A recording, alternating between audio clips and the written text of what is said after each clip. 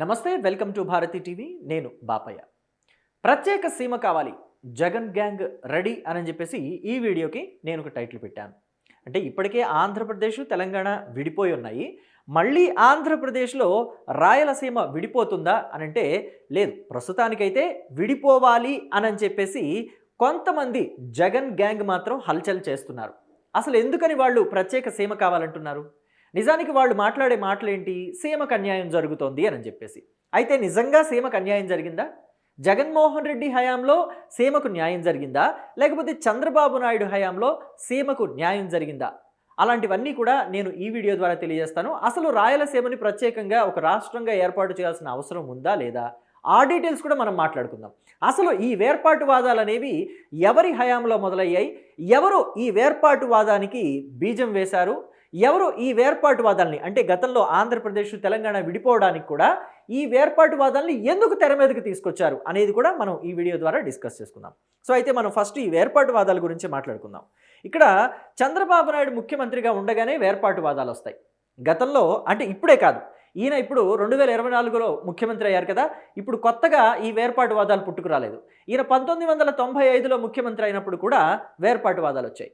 అయితే ఈయన ఉదాసీనతో, లేకపోతే అవతలి రాజకీయ పార్టీని తొక్కేయకూడదు, వెండిక్ట పాలిటిక్స్కి వెళ్ళకూడదు, అంటే కక్షపూరిత రాజకీయాలు చేయకూడదు, తొక్కిపడేసే రాజకీయాలు చేయకూడదు, అవతల పార్టీ నామరూపాలు లేకుండా చేసే రాజకీయాలు చేయకూడదు అనే ఒక ఉదాసీన వైఖరి ఉంటుంది చూసారా?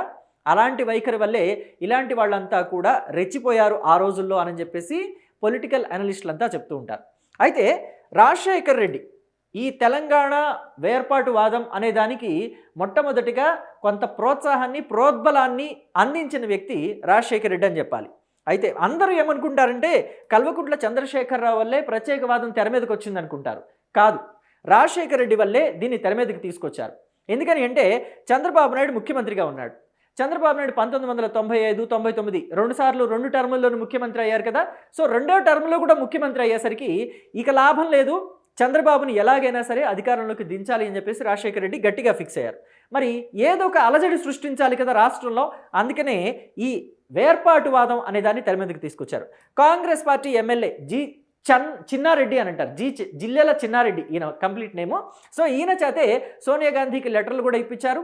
ప్రత్యేక తెలంగాణ కావాలని చెప్పేసి ఇలాంటి వాళ్ళ చేతే, కొంతమంది కాంగ్రెస్ పార్టీ ఎమ్మెల్యేల చేతే మాటలు కూడా, అంటే మీడియా ముందు మాట్లాడించడం, లేకపోతే ఉద్యమాలు లాంటివి చేయించడం, చిన్న చిన్న ధర్నాలు, నిరసన లాంటివి చేయించడం, అలాంటివి కూడా అప్పట్లో జరిగాయి. అయితే కాంగ్రెస్ పార్టీ మరి అధికారంలోకి వచ్చింది కదా 2004లో. మరి ఎందుకని రాజశేఖర రెడ్డి కాంగ్రెస్ పార్టీ తరఫున ఆయన ముఖ్యమంత్రిగా ఉన్నా కానీ తెలంగాణని వేర్పాటు చేయడానికి, లేకపోతే విభజించడానికి, ఆంధ్రప్రదేశ్ని తెలంగాణని విభజించడానికి పాటుపడలేదనే కదా కేసీఆర్ కూడా మళ్ళీ ఆయనకి వ్యతిరేకమయ్యారు.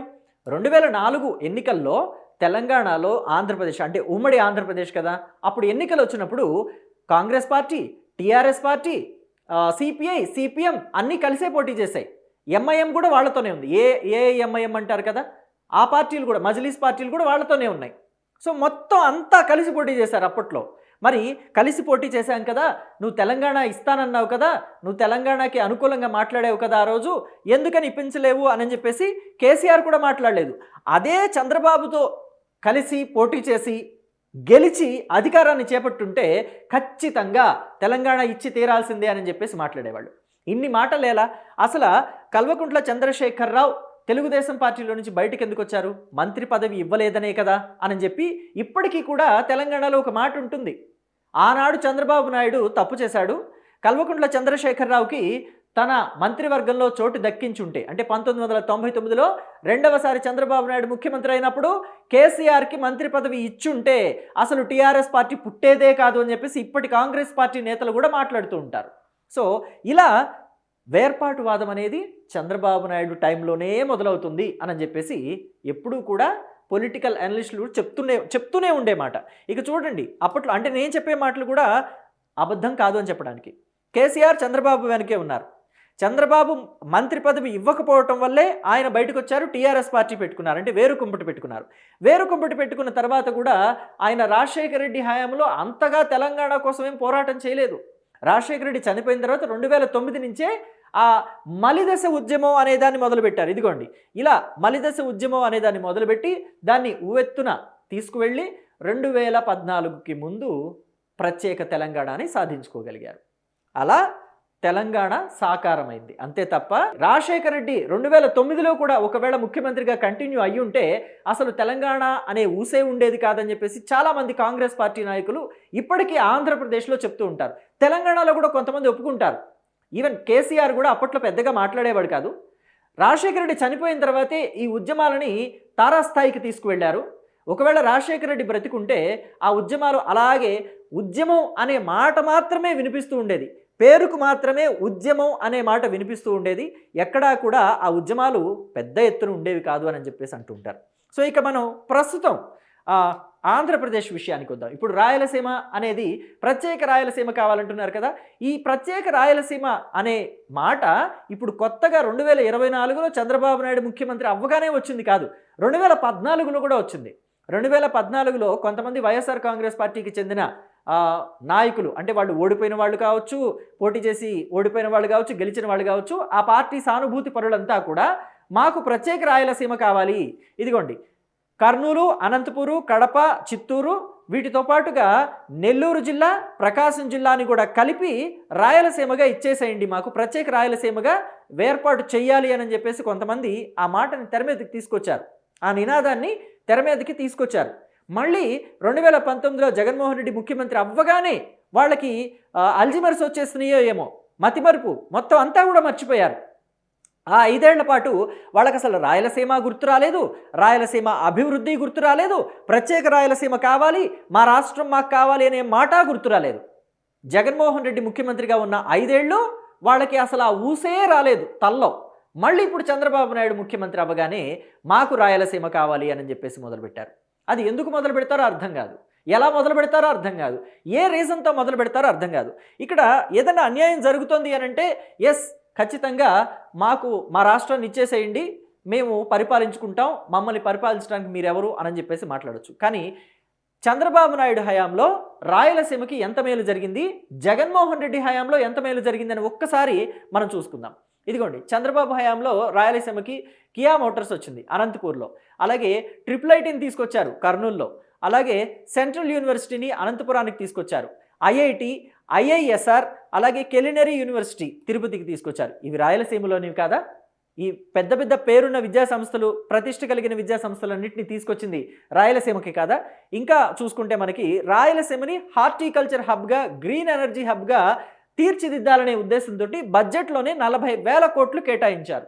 ఇది రాయలసీమ మీద ఉన్న ప్రేమతోటి ఆ ప్రాంతాన్ని అభివృద్ధి చేయాలి అని చెప్పేసి ఒక నిబద్ధత లేకపోతే ఎలా కేటాయిస్తారు?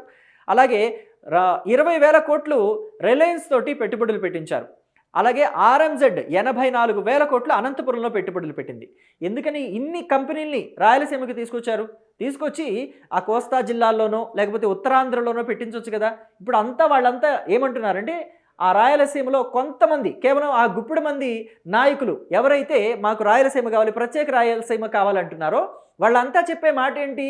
మధ్యాంధ్రాన్ని డెవలప్ చేస్తున్నారు, లేకపోతే ఉత్తరాంధ్రని డెవలప్ చేస్తున్నారు, రాయలసీమని డెవలప్ చేయట్లేదు, రాయలసీమలో ఎటువంటి పెట్టుబడులు రావట్లేదు, అంతా తీసుకెళ్ళి అమరావతిలోనే పెట్టుబడులు పెడుతున్నారు అని చెప్పేసి. అమరావతి సెల్ఫ్ సస్టైనింగ్ క్యాపిటల్ అని చెప్పేసి పదే పదే చెప్తున్నారు చంద్రబాబు. రాష్ట్ర బడ్జెట్కి సంబంధించి ఒక్క రూపాయి కూడా దాంట్లో ఎటువంటిది పెట్టలేదు, మొత్తం అంతా కూడా ప్రపంచ బ్యాంక్ నుంచి తీసుకొస్తున్న డబ్బులే దాంతో నిర్మాణం చేస్తున్నారు. అక్కడ ఏవైతే ఒప్పందం ప్రకారం ప్రభుత్వానికి వచ్చే భూమి ఉంటుందో అది డెవలప్ చేసిన తర్వాత దాన్ని ఆ కంపెనీలకు ఇస్తారు, వాటి ద్వారా రెవెన్యూ వస్తుంది, అంతే తప్ప ఎక్కడా కూడా ఆ అమౌంట్ని మనం తిరిగిచ్చే పని ఉండదు, ప్రజల నుంచి డబ్బులు తీసుకొని ఆ డబ్బులతో అప్పు తీర్చే పరిస్థితి ఉండదు అని చెప్పేసి ఎంత క్లియర్గా చెప్పినా కానీ మళ్ళీ 1,00,000 కోట్లు తీసుకెళ్ళి పెడుతున్నారు అమరావతిలో, 2,00,000 కోట్లు తీసుకెళ్ళి పెడుతున్నారు. రేపొద్దునది 4,00,000 కోట్లు అవుతుందా, 10,00,000 కోట్లు అవుతుందా? అమరావతిలోని డబ్బంతా పెడుతున్నారు, మిగతా ప్రాంతాలని అశ్రద్ధ చేస్తున్నారు అని చెప్పేసి వైఎస్ఆర్ కాంగ్రెస్ పార్టీ జనంలో ఊదరగొట్టడం మొదలు పెడుతుంది. కానీ అదంతా అవాస్తవం.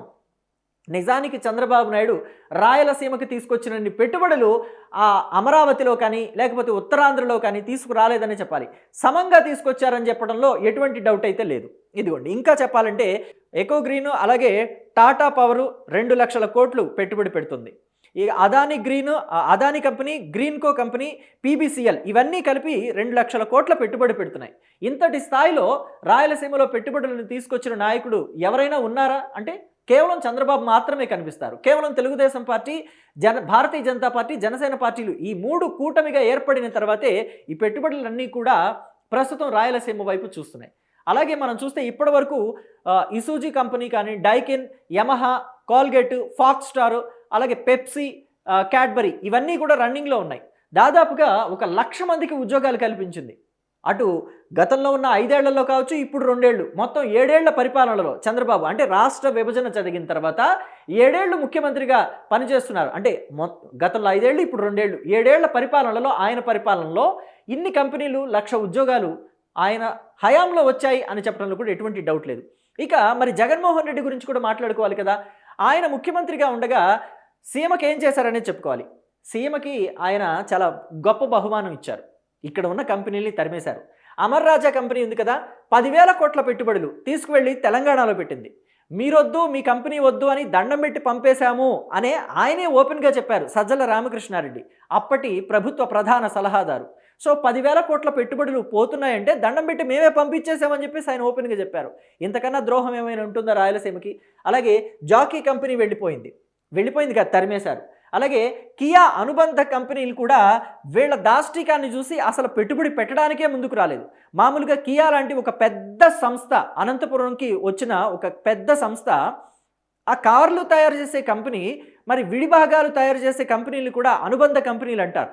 సో ఆ అనుబంధ కంపెనీలు ఆంధ్రప్రదేశ్లోనే పెట్టుబడులు పెట్టుకుంటే వాళ్ళకి అనుకూలంగా ఉంటుంది కదా. మరి వాళ్ళు ఎందుకని ఇక్కడికి రాలేదంటే కియా కంపెనీకి వెళ్ళి వైఎస్ఆర్ కాంగ్రెస్ పార్టీ ఎంపీలు ఎలా బెదిరించారు, ఆ పార్టీ నాయకులు ఎలా బెదిరించారు అనేది కళ్ళకు కట్టినట్టు చూసాం. గోరంట్ల మాధవ్ ఆ కంపెనీ వాళ్ళని ఎలా బెదిరించారో చూసాం. సో మరి దాని అనుబంధ కంపెనీలు ఎలా వస్తాయి? రమ్మంటే రావు కదా ఇలాంటి బెదిరింపులు చేస్తున్న వాళ్ళకి. ఇక సీమని ఎంత నిర్లక్ష్యం చేశారంటే అన్నమయ్య డ్యామ్ కొట్టుకుపోయింది. కడప జిల్లాలోనే ఉంది ఆ అన్నమయ్య డ్యామ్ కూడా. అది పెద్ద స్థాయిలో వరదలు వచ్చాయి, కొట్టుకుపోయింది. సరే, జరిగింది ఏదో జరిగింది, నిర్లక్ష్యం వల్ల జరిగిందా లేకపోతే ఆ డ్యామ్ వీక్ అయిపోయిందా, మొత్తం మీద అయిపోయిందేదో అయిపోయింది. కానీ ఆ ప్రజలను ఆదుకోవాలి కదా. ఎన్ని ఇళ్ళు కొట్టుకుపోయాయి, ఎంతమంది నిరాశ్రయులయ్యారు, వాళ్ళందరికీ ప్రభుత్వం ఇళ్ళు కట్టిస్తుంది అని చెప్పేసి ఒక భరోసా ఇవ్వాల్సిన అవసరం అప్పటి ముఖ్యమంత్రి జగన్మోహన్ రెడ్డి మీద లేదా? కానీ ఆయన ఎందుకు అలాగ చేయలేదు? అసలు కనీసం ఆ ప్రజల్ని పరామర్శించడానికి వెళ్ళారా? ఎప్పుడో చంద్రబాబు వెళ్ళారు అని తెలిసిన తర్వాత ఆయన వెళ్ళారు. ముందెవరు వెళ్ళాలి? అధికారంలో ఉన్న ముఖ్యమంత్రి వెళ్ళాలా లేకపోతే ప్రతిపక్ష నాయకుడు వెళ్ళాలా? కానీ జగన్మోహన్ రెడ్డి ఎప్పుడు వెళ్ళారంటే చంద్రబాబు నాయుడు వెళ్ళి అక్కడ వాళ్ళందరినీ పరామర్శించి వాళ్ళకి నారా భువనేశ్వరి ఎన్టీఆర్ ట్రస్ట్ ఉంది కదా, ఆ ట్రస్ట్ నుంచి కూడా కొంత హెల్ప్ చేస్తాము, ఇళ్ళు కట్టిస్తామని చెప్పేసి హామీ ఇచ్చిన తర్వాత వెళ్ళారు జగన్మోహన్ రెడ్డి. అప్పుడు వెళ్ళి పరామర్శించారు తీరిగ్గా. సో అలా ఉంటుంది జగన్మోహన్ రెడ్డి రాయలసీమ పట్ల చూపించే ప్రేమ. ఆయనకి కేవలం రాజకీయాలు మాత్రమే కావాలి, రాయలసీమ కాదు కావాల్సింది.